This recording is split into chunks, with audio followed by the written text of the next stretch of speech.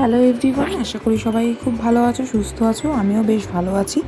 আজকে যে ভিডিওটা শেয়ার করছি সেটা হচ্ছে 26 তারিখের ভিডিও। তো সকাল থেকে সেদিন একটু ব্যস্ততার মধ্যেই ছিলাম, বিকজ আমি বেরোবো। কোথায় যাব সেটা আশা করি ভিডিওতে আস্তে আস্তে তোমরা পরে বলছি তোমাদের সাথে।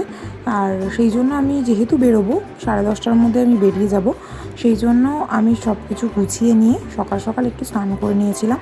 কারণ স্নান করে পুজো করা, ঘরের কিছু কাজও ছিল, যে সমস্ত বাসি কাজগুলো থাকে প্রত্যেক বাড়িতে সেগুলো সেরে স্নান করে নিয়েছিলাম। তো এখন স্নান করে আমার পুজোটাও দেওয়া হয়ে গেছিলো। পুজো দিয়ে এসে আমি আমার কিছু স্কিন কেয়ার করে নিচ্ছিলাম।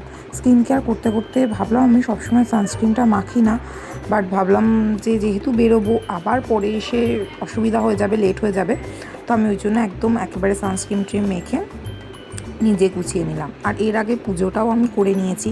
তো পুজো দেওয়ার পরে কিছুক্ষণ ঠাকুরঘর বন্ধ করে রেখে আমি নিজে একটু রেডি হয়ে নিচ্ছিলাম। তারপরে ঠাকুরের থালা মানে খাবারগুলোকে তুলে তারপরে আমি ভাবলাম আমার খাবারটাকে রেডি করে নিই। ব্রেকফাস্টটা একটু হেভি করতে হবে, কারণ আমি এই যে বেরোচ্ছি এখন কখন ফিরবো সেটা একটু ডিফিকাল্ট বলা।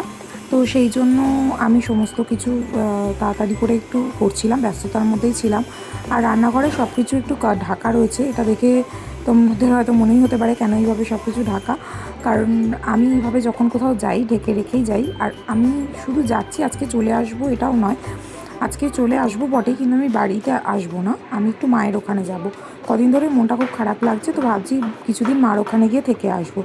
তো সেই জন্যই যেহেতু এক সপ্তাহ মতো আমি বাড়িতে থাকবো না, আর ওইখানে প্রচণ্ড ধুলো হয়, যতই ঘর বন্ধ থাকুক আরও বেশি ধুলো হয়। তো সেই জন্য সমস্ত বাসন বা যেগুলো থাকে মাজা পরিষ্কার আমি সেগুলোকে কভার করে রেখে যাই, যাতে এসে একটু খাটনিটা কম হয়।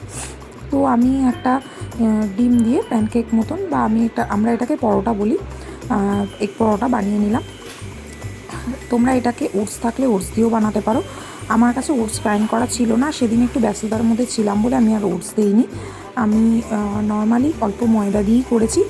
আর এছাড়াও এটার মধ্যে আমি অন্য সময় গাজর বা চিজ এগুলো দিই, বাট সেদিন সত্যি দেওয়া হয়নি, কারণ বললাম একটা টাইম কনজিউমিং, আর গাজর সেদিন আমার ফ্রিজও খালি করার ব্যাপার ছিল, যেহেতু কয়েকদিন থাকবো না, তো এগুলোর জন্যই দেওয়া হয়নি। তো যাই হোক, বেশ হালকাভাবে সেদিন খেতে ভালোই হয়েছিল। তো আমি একটু টমেটো কেচাপ নিয়ে নিলাম এটার সাথে সকালে, আর দেখলাম ফ্রিজে কটা আঙুর পড়ে আছে, তো এই কটা আমি কি করব, নষ্ট হবে, ওই জন্য বের করে খেয়ে নিলাম। নিয়ে রেডি হয়ে গেছি, এবার বেরোবো। তো এখন বাজে প্রায় 10:30, এবার বেরোবো। আর কোথায় যাচ্ছি সেটা নেক্সট পার্টে তোমরা দেখতে পাবে। বাই।